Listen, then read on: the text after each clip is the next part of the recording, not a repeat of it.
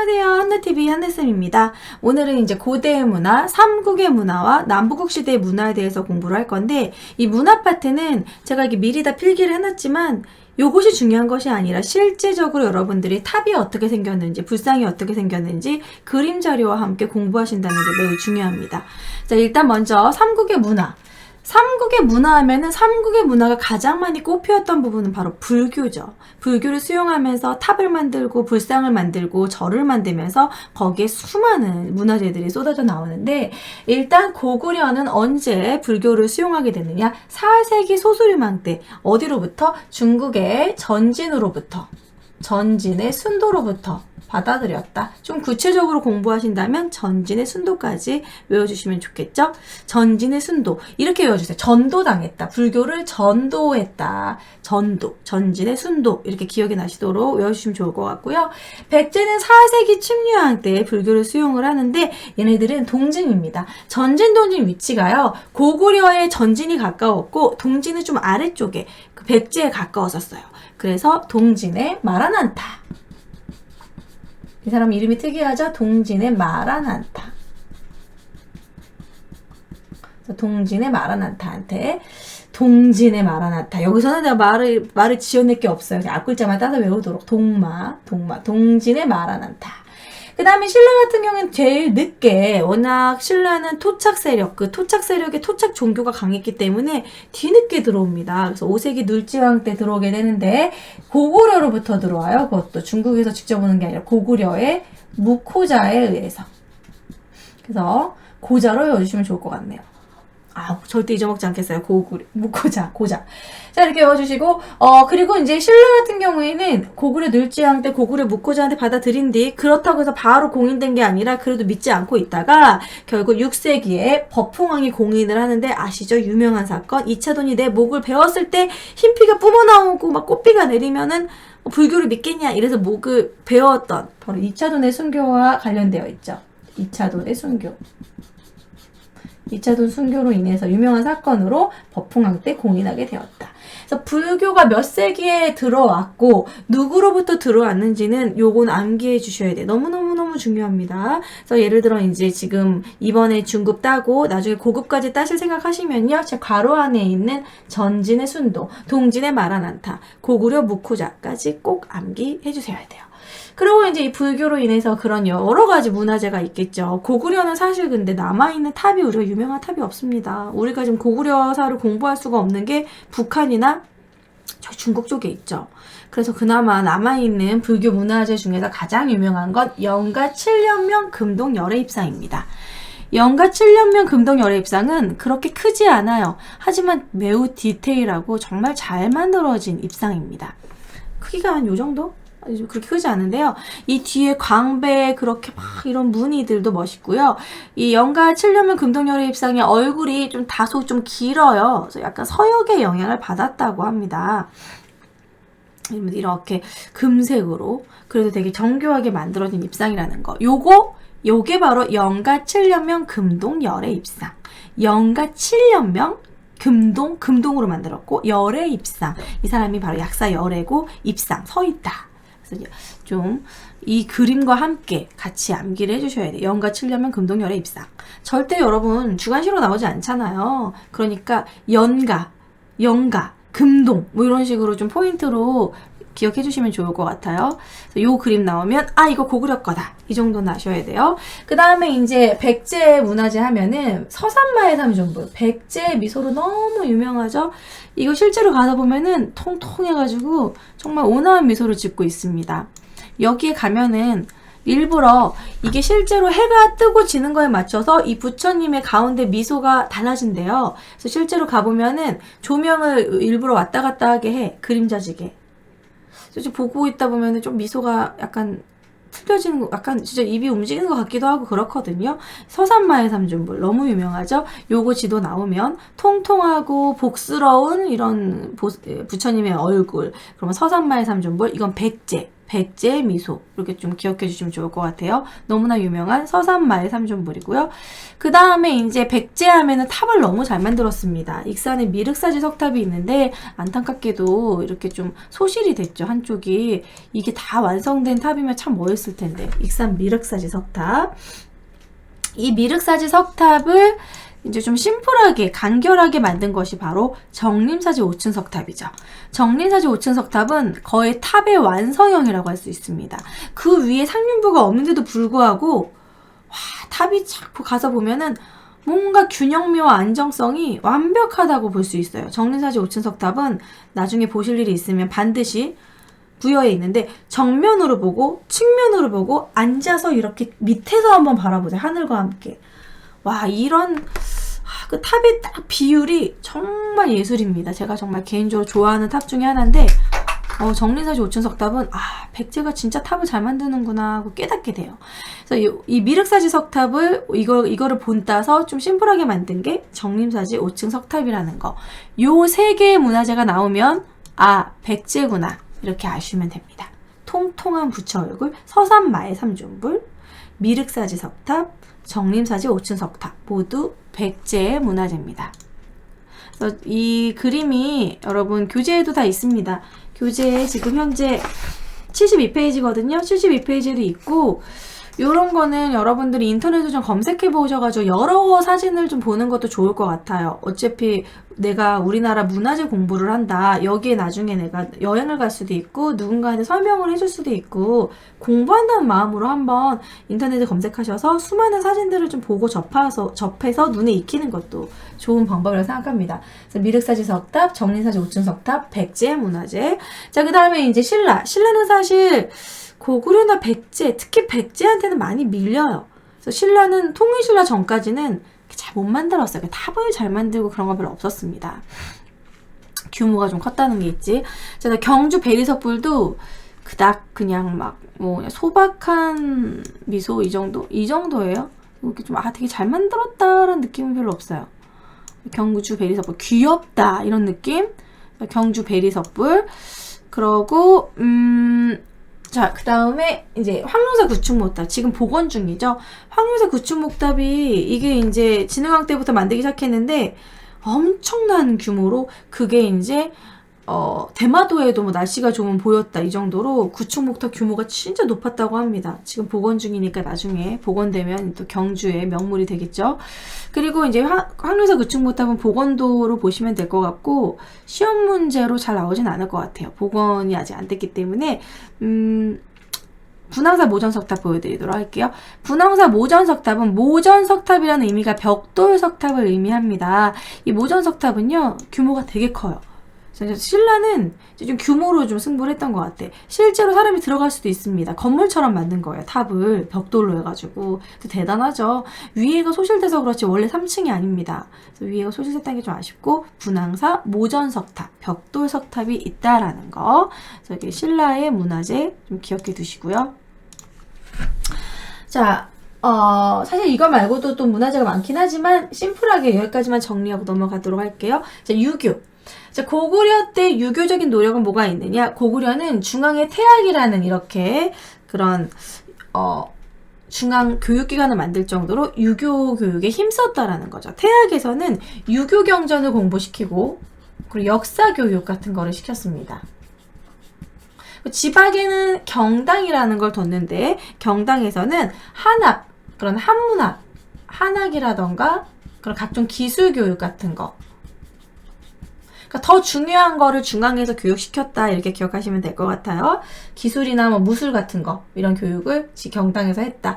그리고 이문집의 신집은 하나의 뭐 역사서 같은 유교적인 그런 책인데 지금 현존하지 않아요. 있었다, 있었구나 정도만 아시면 될 것 같아요.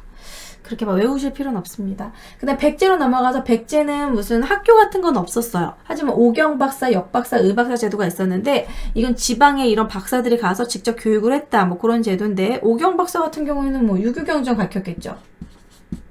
유교 오경을 교육시키는, 유교경전을 교육시키는 거고 역박사는 그런 역학을 공부시키는 거고 이런 뭐 의박사는 그런 의학, 각종 기술 교육을 시켰다라는 뭐 그런 내용이겠죠. 자, 고흥에 서기가 있었지만 현존하지 않고 있습니다. 뭐 이문집의 신집은 뭐 영영왕 때 만든 것이고, 고흥의 서기도 역시 전성기 때, 근초고왕 때. 그러니까 뭔가 이렇게 좀 이런 역사서 같은 걸 만들기 시작했다는 거예요. 유교적인 그런 관점으로. 그 다음에 이제 신라의 임신서기석은 유교랑 무슨 관계냐면, 임신서기석은 뭐 이렇게 생긴 건데요. 이게 이제 임신서기석의 내용이 이 안에 이제 신라의 두 젊은이가 인격과 학문 연마를 위해 함께 노력할 것을 다짐하는 임신연의 맹세를 새긴 돌이다. 근데 이 내용이 그러니까 뭔가 유교 경전을 공부했다는 그런 증거라고 볼 수 있습니다. 유교 경전을 이 두 젊은이가 이런 학문 연마를 했다라는 거를 증거로 삼을 수 있다. 그래서 어쨌든 유교를 중요시했다라는 걸 알 수 있는 비석이다. 뭐 유교 뭐라고 하면 좋을까? 유교 경전, 유교 학습 증거라고 할까요? 그래서 이게 관련이 있다. 그리고 거칠부의 국사 역시 전성기 때, 진흥왕 때 만들게 되죠. 모두 다 전해지지 않고 있습니다. 고대 이게 책이 남아나지가 않겠죠. 이때가 언제적인데, 그쵸? 자, 그리고 이제 고구려의 백제 신라의 도교에 대한 내용을 얘기할 건데, 고구려의 도교는 바로 유명한 사신도, 주로 이제 이런 고분 벽화로 남아있죠. 사신도라는 거는 자청용, 우베코, 남주작, 북현무 요런 거 있잖아요. 이 사신도, 주작, 현무 요런 것들을 믿는 신앙이 바로 도교입니다. 도교라는 신앙의 특징이라는 거는 일단 뭐 산천을 숭배, 산과 물을 숭배하고 그쪽에서 이제 물 흐르는 대로 막 살고 그런 게 도교잖아요. 신선사상, 신선노름.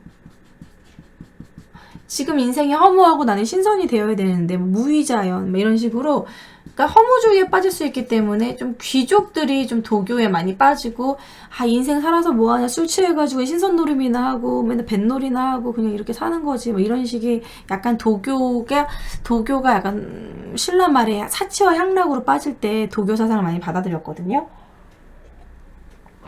그런 식의 맥락을 보시면 될 것 같고, 이런 사신도의 이런 내용도 도교와 관련된 겁니다.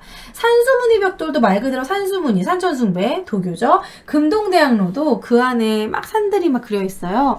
자, 제가 금동대학로를 보여드리도록 할게요. 산수무늬 벽돌은 그냥 말 그대로 막 산이 그려 있고 물 그려 있는 그냥 무늬가 있는 벽돌이고, 금동대학로, 와, 엄청난 문화재죠. 금동대학로. 능산리 고분에서 나온 건데, 실제로는 이거보다 더 금색으로 보입니다.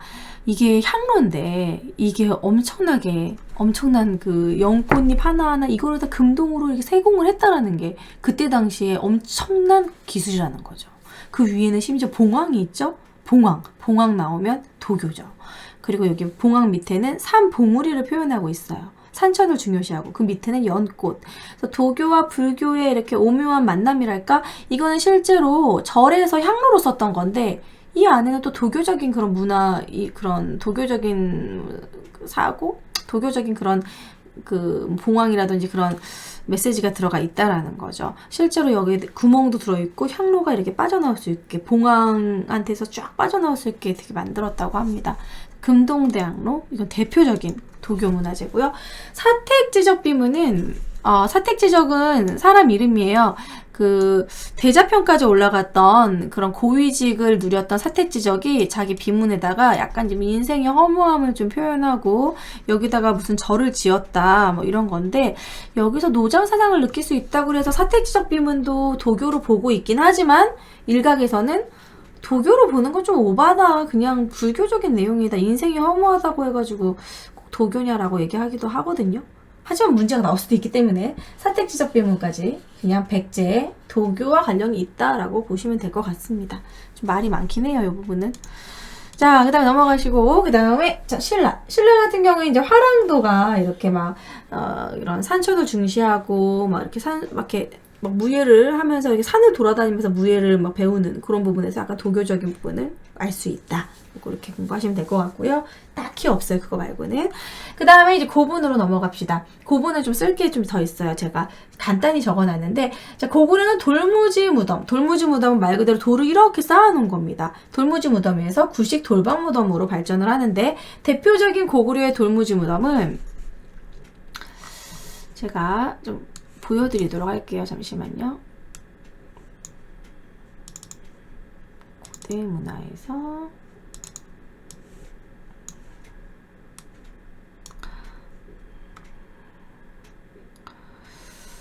돌무지, 예, 장군총.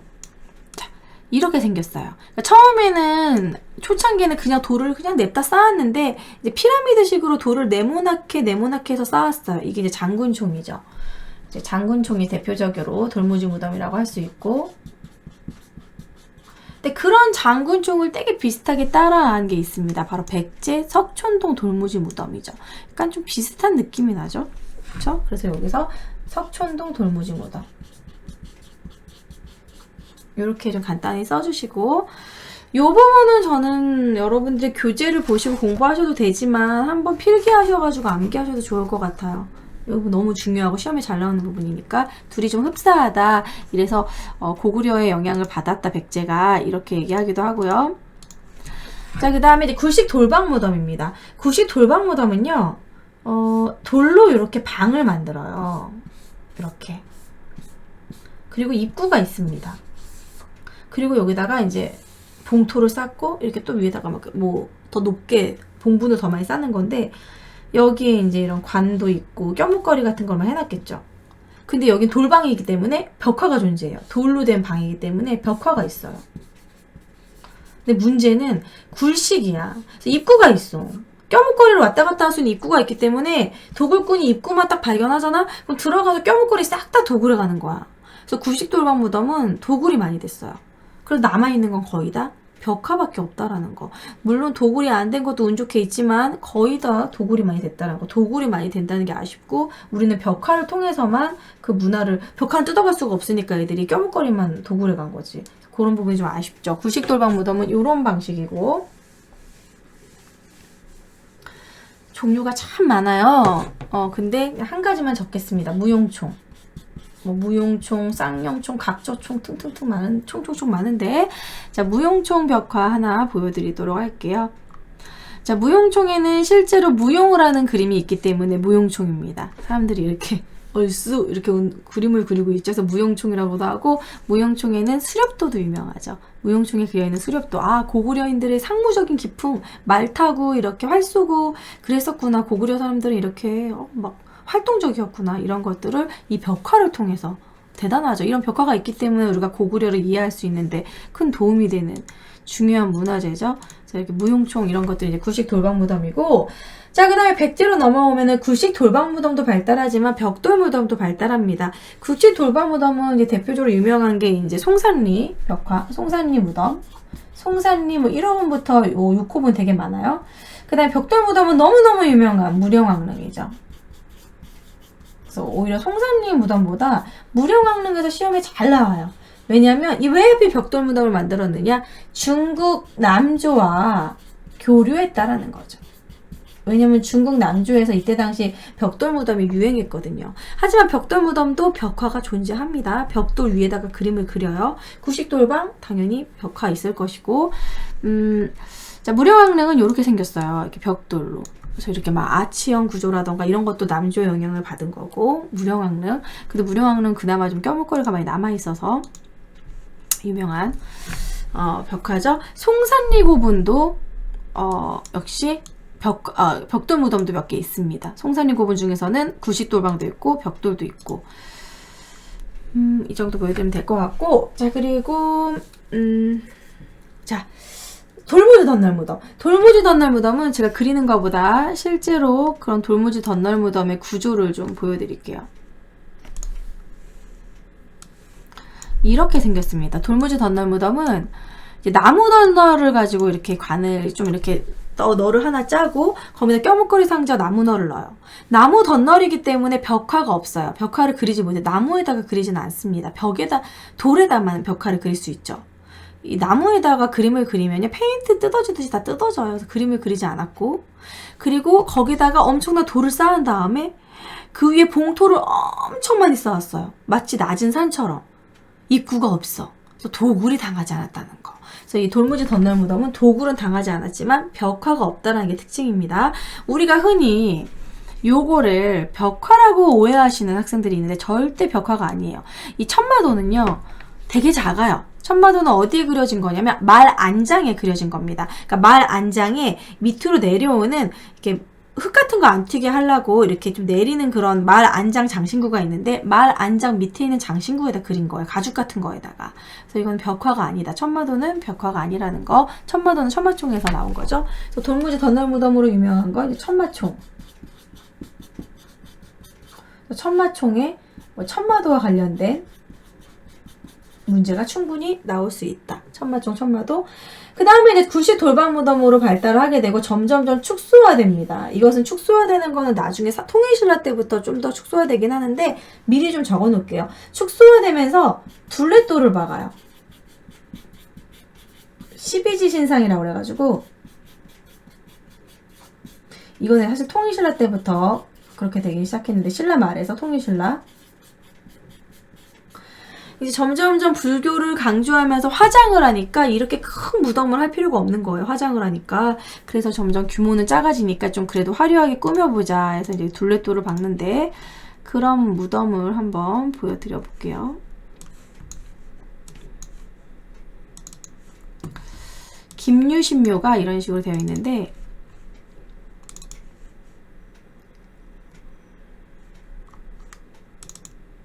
자, 요렇게 김유신묘가 규모가 훨씬 작아졌죠. 꼭 요즘 무덤같이 작아졌죠. 거기 보면은 실제로 자세히 보면 이렇게 둘레돌이라고 해가지고 그 돌에다가 12지 신상을 새겨놨어요. 이 12지 신상이 바로 도교와 관련된 신상입니다. 그래서 어떻게 보면은 불교의 또 도교적인 거를 접했다.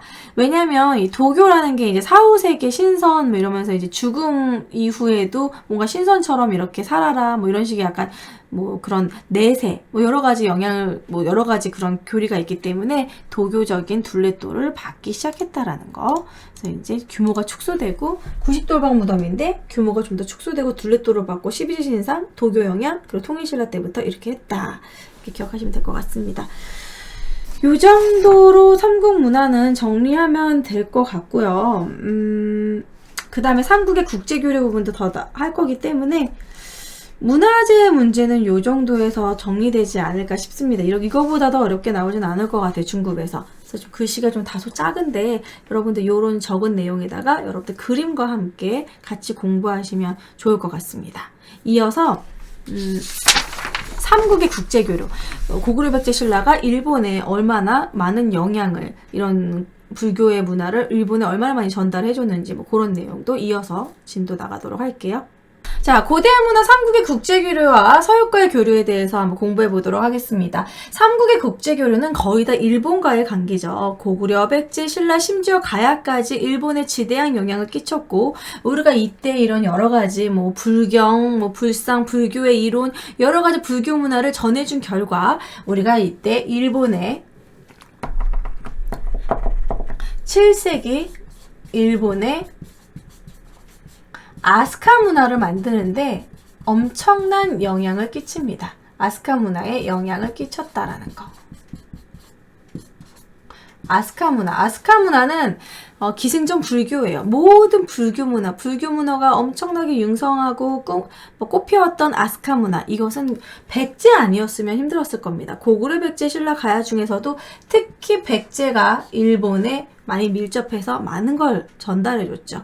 자, 우리가 전달해준 게 뭐가 있느냐. 요거 보면 되게 막 화가 나요. 뭐 이렇게 좋은 걸 많이 전달해준 거야. 이때 일본은 우리나라보다도 훨씬 더 문화적으로 뒤떨어졌을 시기였기 때문에 말이 꼬이네요. 자, 고구려 담징은 뭐를 전해줬냐. 종이와 종이먹. 뭐가 생각나니까. 그림 같은 게 생각이 나죠? 그 벽화. 종이먹을 전달해주고 그림까지 그리고 왔어요. 호류사 금당 벽화. 그래서 호류사에서는 담징을 거의 뭐 신격화하고 있습니다. 막 스승 이러면서 이렇게 막 제사를 지내고 그래요. 담징은 종이먹, 호류사 금당 벽화.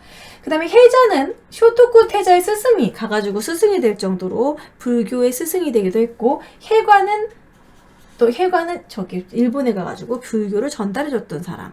다카마스 고분벽화에 영향을 끼친다. 고구려가 뭐와 비슷하냐면요. 수산리 고분벽화랑 뭐 매우 비슷합니다. 다카마스 고분벽화는 이렇게 되어 있는데요. 이 옷차림이 고구려의 복장과 매우 비슷해요. 수산리 고분벽화를 한번 보시죠. 자, 이 치마가요. 이런 무지개 치마. 그리고 윗돌이 너무나 비슷합니다. 그래서 오히려 요즘 우리나라 개량 한복이 뭐 기모노를 닮았다. 하카타? 무슨 그런 일본의 그런 옷을 닮았다, 기모노를 닮았다 하는데 오히려 고구려의 의상이 일본으로 오고 그것이 기모노의 원형이 됐다고 생각하시는 게 전 맞다고 생각을 하거든요. 너무나 닮았어요. 그리고 수산리 고분벽화가 다카마스 고분벽화보다 훨씬 그 전에 만들어진 거고 봤을 때 영향을 끼쳤겠구나. 고구려인들이 입고 온 옷차림이라든지 와가지고 그린 벽화를 보고 다카마스 고분벽화를 따라 그렸겠구나. 무지개 치마 너무 비슷하지 않습니까? 윗돌이 옷도 비슷하고 이렇게 다카마스 고분벽화의 고구려 수산리 벽화와 비슷하다라는 거. 요것도 하나 적어두죠. 다카마스 고분벽화는 고구려의 수산리 벽화와 비슷하다.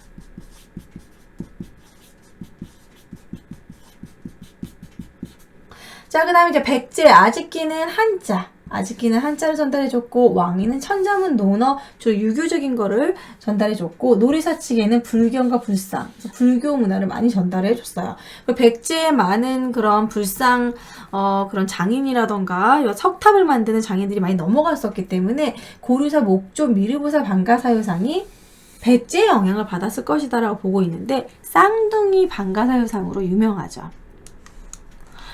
자, 보시면 우리나라는 청동으로 만든 것이고 일본은 나무로 만든 것입니다. 서로 자기께 더 잘났다, 잘 만들었다 얘기를 하는데 우리나라 국보 83호 금동 미륵보사 방가사유상 금동으로 만든 것과 일본 목조로 만든 것, 여러분 뭐가 더 쉬울까요?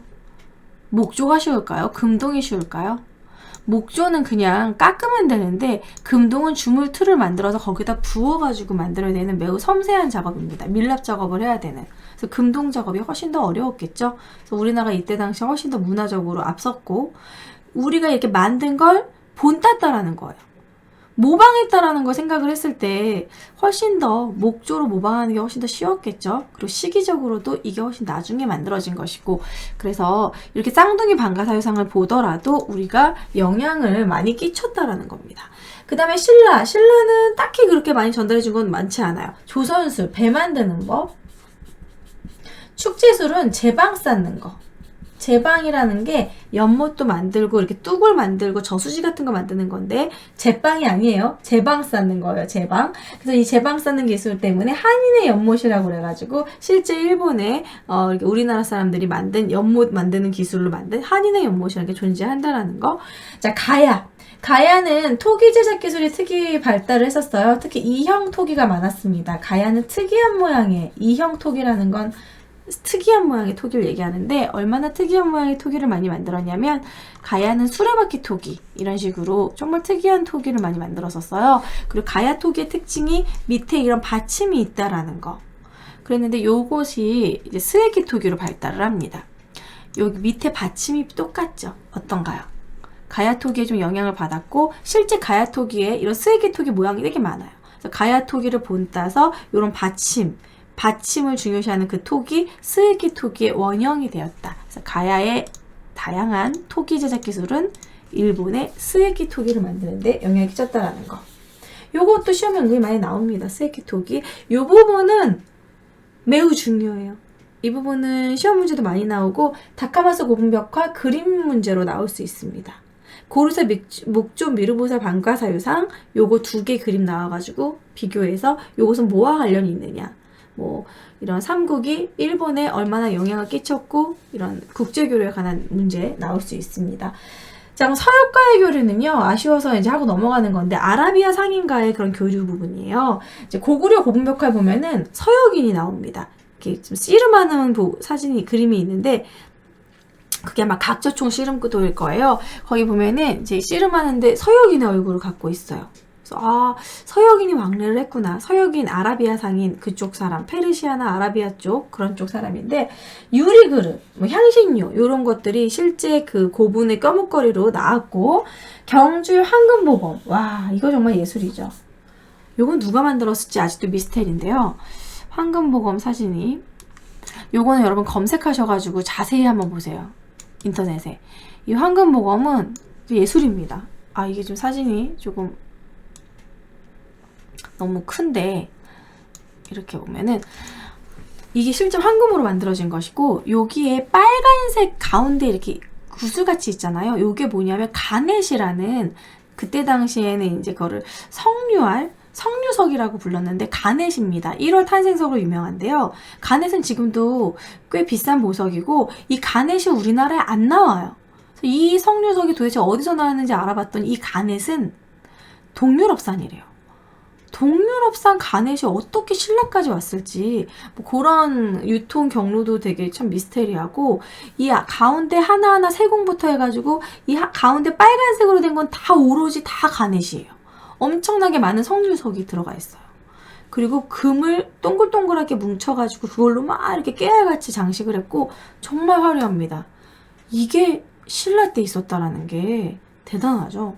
그래서 이게 1970년대에 발견됐었는데 세계에서 엄청난 화제가 됐어요. 그래서 아직도 미스테리라는 거. 이걸 어떻게 만들었고, 이것은 아니면 외국에서 만들어진 다음에 신라로 온 건지, 고분해서 발견이 된 건데, 아니면 정말 신라에서 만든 건지, 재료만 받아서 만든 건지, 아직도 이 출토, 이게 어디서 온 것인지에 대한 의견이 되게 분분한 건데, 어쨌든 황금보검.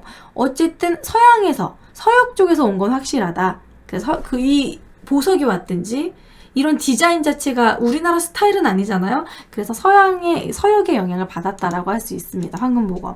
나중에 검색해서 보세요. 정말 이쁘게 생겼어요. 경주의 황금보검. 그리고 통일신라의 울산왕 자체가 아라비아 상인까지 활발하게 왕래했기 때문에 서역과의 교류까지도 활발했다.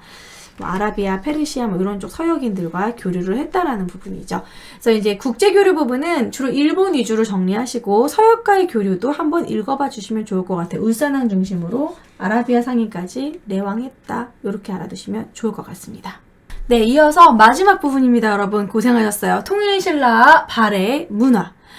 그죠. 남북국 시대의 문화를 얘기하는 거죠. 앞에서는 이제 삼국의 문화, 우리가 탑이나 불상이나 뭐 불교 양식, 그리고 일본에 전해준 우리의 무슨 문화들, 그런 것들에 대해서 공부를 했고, 자, 여기는 바로 통일신라와 발해의 불교, 유학, 과학, 예술, 그리고 통일신라의 풍수지리설, 이렇게 싹 정리를 해봤습니다.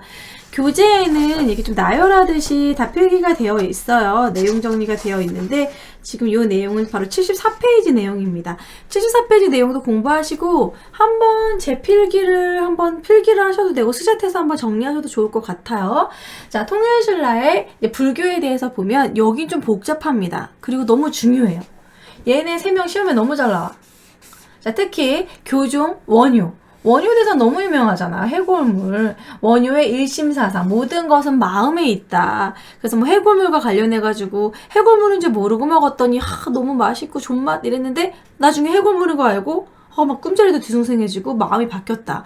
나는 유학 가지 않고 모든 건 마음에 있기 때문에 그것으로 이제 나는 불교를 발전시키겠다 해서 유학을 가지 않죠. 의상은 유학을 가고.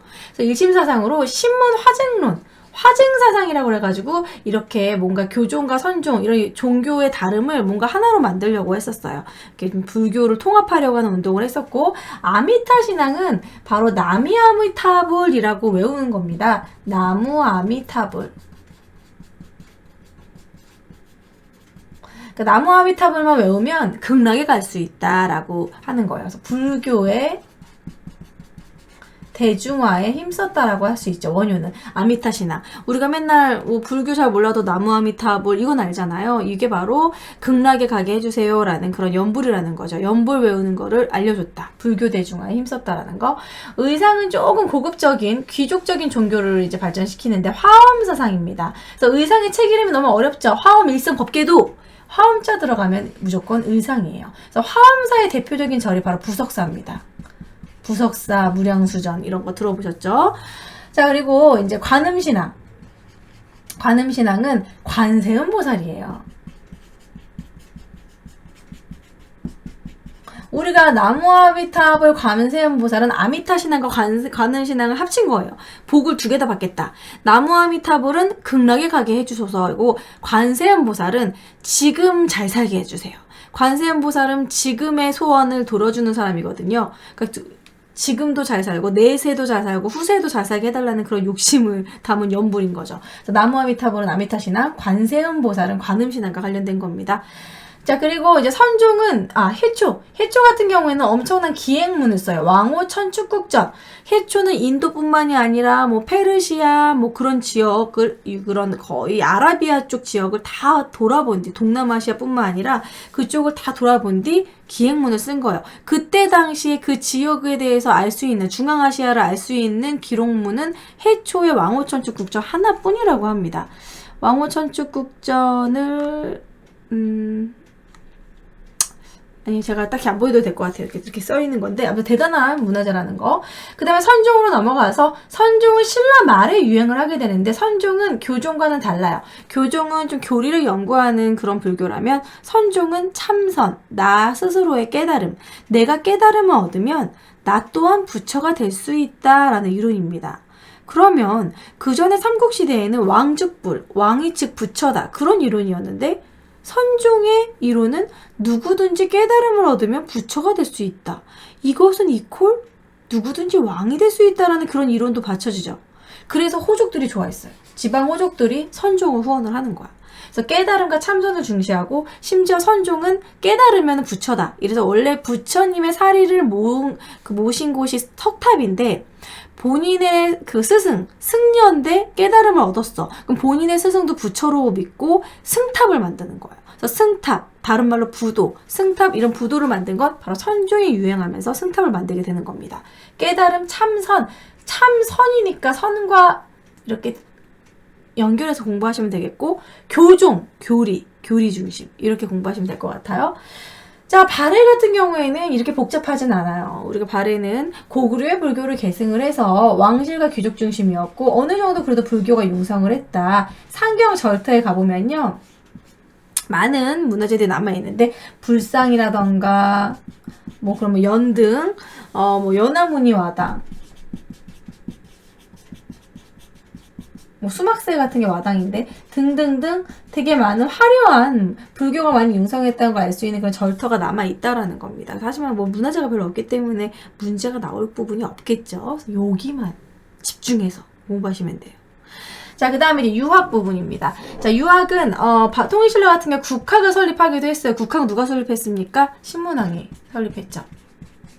신문왕이 국립교육기관 국학을 설립하고, 독서상품과는 이제 관리를 채용하는 선발 시험이에요. 과거제도의, 뭐랄까, 초창기 시초라고 할 수 있는데, 독서상품과는 원성왕. 이거 한능검 시험에서 독서상품과 지문 뭐 이렇게 보기로 많이 나오죠. 그래서 독서상품과도 매우 중요. 국학도 중요. 그 다음에 설총은 원효의 아들인 거 아시죠? 이두를 정리하고 화왕계. 참 똑똑한 사람이에요. 화왕계는 뭐냐면 신문왕이 그렇게 정치를 잘하다가 말년에 이제 나태해져가지고 맨날 여자들 만나고 술 마시고 사치와 향락에 막 빠져 사는 거예요.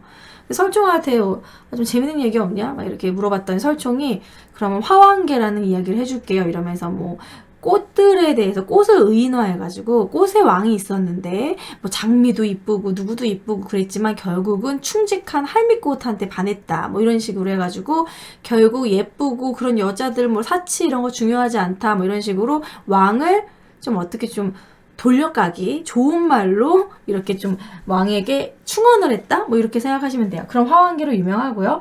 그 다음에 채치와는 육두품으로 유명하죠. 육두품. 이제 신라 사회에서는 뭔가 한계가 있기 때문에 당나라로 진출해서 이제 빈곤가에 급제했다는 것. 빈곤가라는 거는 당나라의 그런 국제적인 과거 시험을 볼 수 있는 과예요. 그래서 이제 그런 외국 사람들을 대상으로 보는 과거 시험, 빈곤가에 급제했다라는 거. 개원필경이라는 책을 썼다. 발해도 당나라로 진출 많이 했습니다. 문학 이후로 도당 유학생들이 많았는데 빈곤과에 급제해서 실제로 빈곤과에서 통일신라와 발해 이런 급제자들이 공부를 많이 겨뤘다고 해요. 외교 문서 같은데 한문학 수준이 되게 높았다. 그리고 당나라의 영향을 받은 거. 이건 과학예술 부분입니다. 이렇게 보시고 근데 과학예술로 넘어갈게요. 과학이라는 부분은 막 테크놀로지 막 지금의 막 사이버 같은 그런 게 꼭 과학기술 같지만 옛날의 과학기술은 인쇄기술도 하나의 과학기술이었어요. 그래서 목판 인쇄술 요거 너무 중요하죠. 현존하는 최고 가장 오래됐던 최고 이게 아니라 가장 오래된 인쇄물입니다. 목판 인쇄물. 이게 이제 어디서 나왔냐? 무구정강 대다란이경이요. 다보탑에서, 아니 잘못 말했어요. 석가탑에서 나왔어요. 여기서 나왔는데 석가탑을 이거를 이제 도굴꾼들이 도굴하려고 이거를 부셔놓은 거야. 그래서 그걸 다시 보수하는 과정에 그 안에서 무구정강 대다란이경이 나왔어요. 그래서 이 무구정강 대다란이경은 이렇게 좀 다 막 많이 낡은 상태긴 한데 이게 그 전에는 우리가 붓글씨로 다 썼던 거예요. 그랬는데 보니까 이게 붓글씨로 쓴 게 아니야. 목판 인쇄물로 찍어낸 거야. 이걸 가지고 뭐 중국에서는 이거는 자기네들이 만든 건데 준 거다라고 우기긴 하는데요. 아무튼 뭐 측천무가 만든 한문이 있기 때문에 뭐 그렇다 우기긴 하는데 어쨌든 우리 겁니다. 무구정강 대다란이경 가장 오래된 목판 인쇄물이라는 거죠. 그러니까 우리나라가 이렇게 인쇄술에서 그렇게 발달을 했고 우리나라가 이게 IT 기술이 발달한 것도 다 이때부터 이런 손기술, 세밀한 뭐 이런 글씨 찍는 거. 근데 인쇄물 이 뒤로도 직지부터 해가지고 계속 그런 쪽 유명한 게 많죠. 자, 아무튼 무구정강 대다란이경 너무 길지만 그래도 외워주셔야 돼. 너무나 대단한 문화재이기 때문에 무구정강 대다란이경. 무구정강 대다란이경 어떻게 하든지 외우세요. 이거 너무 중요합니다. 자, 그리고 불교 미술은 뭐 이거는 쭉 나열을 했지만 실제로는 그림과 함께 나오겠죠. 불국사 뭐 아시잖아요. 석굴암 뭐 보여드릴까요? 불국사는 뭐 경주에 워낙 유명하니까 석굴암 본존불 석굴암 그리고 뭐 석가탑 그리고 다보탑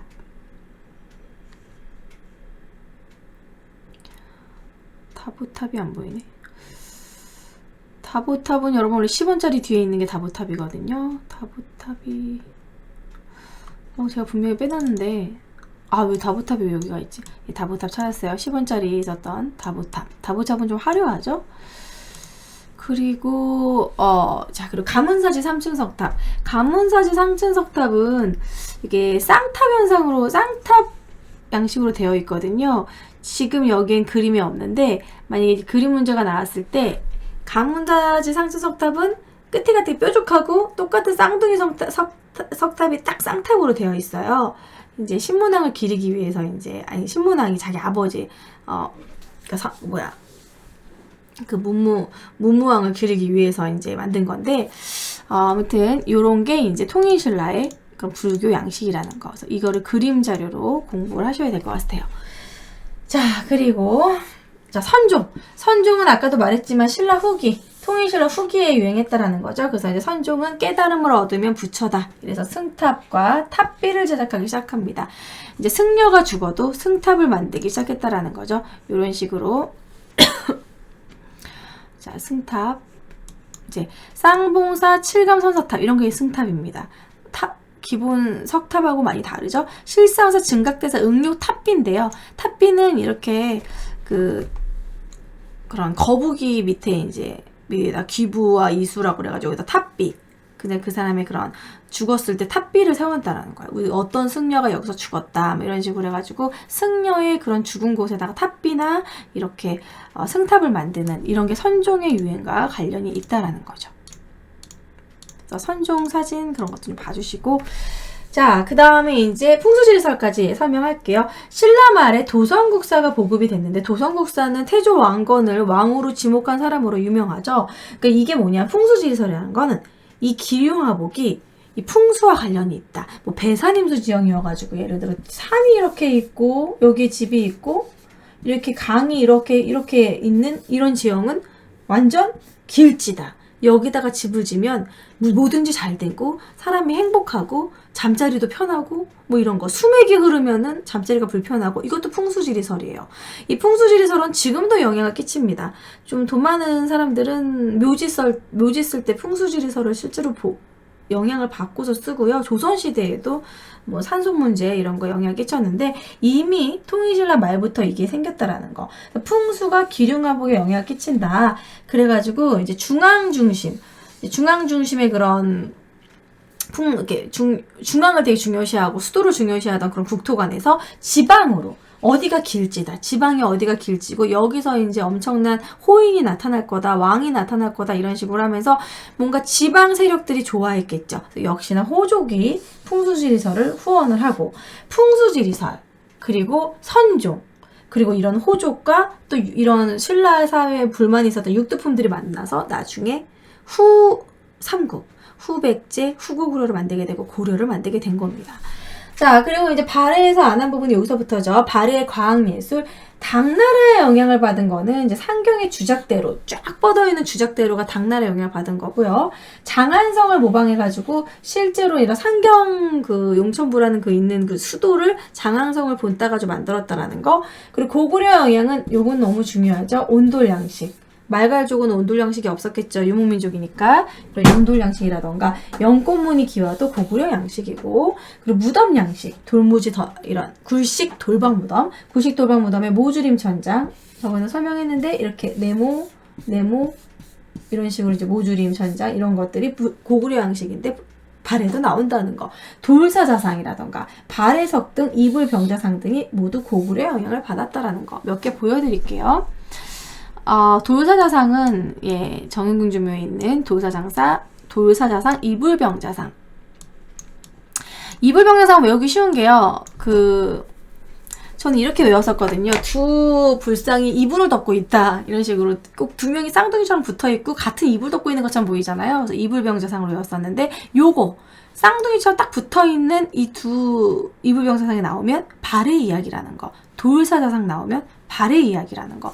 요렇게 해서 문제 푸셔도 충분히 문제를 쉽게 푸실 수 있습니다. 그래서 이런 것들이 고구려 영향을 받은 거고 발의 석등. 이것도 발의 석등이요. 큰 걸로 유명하죠. 원래 석등은 진짜 작거든요. 석등은 제 키보다도 못하게 만들어요. 근데 발의 석등은 사람 키 훨씬 크게 스케일 크게 만듭니다.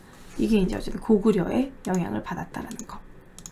그래서 목이 가려고 하네요. 오늘 좀 수업을 많이 했네요. 그래서 오늘 한 내용이 좀 많습니다. 그래서 여기 부분에서 여러분들 멘붕을 겪을 거예요. 이제 좀 짜증이 나고 아니 뭐 이렇게 외울 게 많아 이러실 텐데 우리 문화사가 우리를 원래 힘들게 하죠. 하지만 이제 문화사에서 문제가 많이 나오는데 어렵게 나오진 않아요. 그래서 이제 그런 문화사는 한번 정리를 하신 다음에 도저히 나 이거 못 외우겠다. 그러면 기출문제를 많이 푸시면 도움이 됩니다. 기출문제에 나오는 사진 자료를 보고 이거는 뭐, 이거는 뭐, 이건 어디 거, 이거는 무슨 탑 이렇게 좀 사진을 통해서 공부하시면 훨씬 더 쉬우실 거예요. 제가 문제풀이를 하면서 과연 어떤 식으로 문화사 문제가 나오는지 문제풀이를 해보도록 하겠습니다. 자, 문제는 지금 제가 진도를 74페이지까지 나왔고요. 76페이지에 문제 보도록 할게요. 76페이지에 33번 문제 풀어보도록 하겠습니다.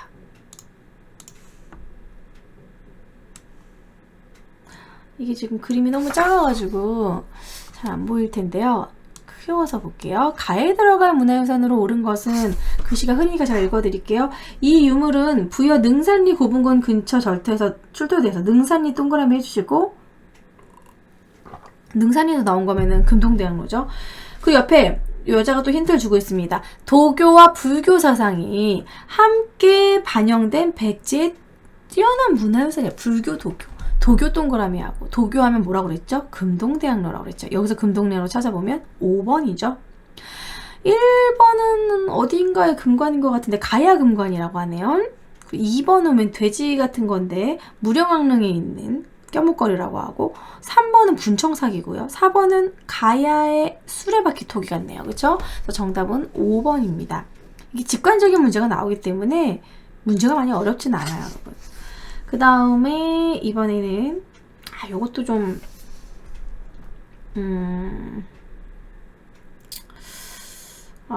탑이 너무 조그맣게 보이긴 하는데 그래도 요거 풀어봅시다. 36번. 요런 게 이제 2점짜리 문제로 나온다는 거죠. 문화사 문제가. 탑이 좀 교재로 보면은 괜찮은데 좀 흐리네요. 자, 국보를 품은 신라의 석탑 읽어드릴게요. 이 탑은 국보 제21호로 8세기 중엽에 건립된 것으로 추정된다. 2층 계단 위에 3층에 탑신을 세우고 그 위에 상륜부를 조성한 신라의 전형적인 석탑이다. 1966년 도굴로 인해, 여기서도 줄칠게요. 도굴로 인해 손상된 탑을 보수하던 중 사리 장엄구와 무구정강대단행령이 나왔다. 어느 탑에서 나왔다고 그랬죠? 석가탑에서 나왔다고 그랬죠. 자, 무구정강 대단해동이 발견되었다. 이 석탑 안에서 나온 유물들은 국보 제 126호로 일괄 시장되었다. 근데 여기엔 탑 이름을 친절하게 써놨습니다. 1. 분홍석 무전석탑 아니죠? 불국사 3층 석탑. 불국사 3층 석탑이 다른 말로 석가탑이죠. 2번이 답이겠죠? 3번 가문사지 3층 석탑. 제가 말씀드렸던 끝에가 좀 뾰족하다는 게 가문사지 3층 석탑. 이게 3번이 이렇게 생겼고요. 4번 같은 경우는 진전사지 3층 석탑이에요. 그리고 5번은 화엄사 사사자. 그 사자가 밑에 있는 화엄사 사사자 3층 석탑 관련이 없고 정답은 2번입니다. 그래서 석가탑에서 나왔다는 걸 기억하시면 돼요. 자, 그리고 뒷장 문제 78페이지 문제도 같이 풀어보도록 하죠. 78페이지 78페이지는 다 풀어볼게요. 다 중요한 거예요. 문화사 문제는 좀 다 중요하니까 다 풀어볼게요. 자, 37번. 자, 37번은 무덤 양식 딱 보니까 뭡니까? 무슨 무덤 양식이죠? 아까 제가 보여드렸던 돌무지 덧널 무덤이죠. 지금 여기다가 무슨 나라라고 쓸까요? 돌무지 덧널 무덤은 신라밖에 없습니다. 신라.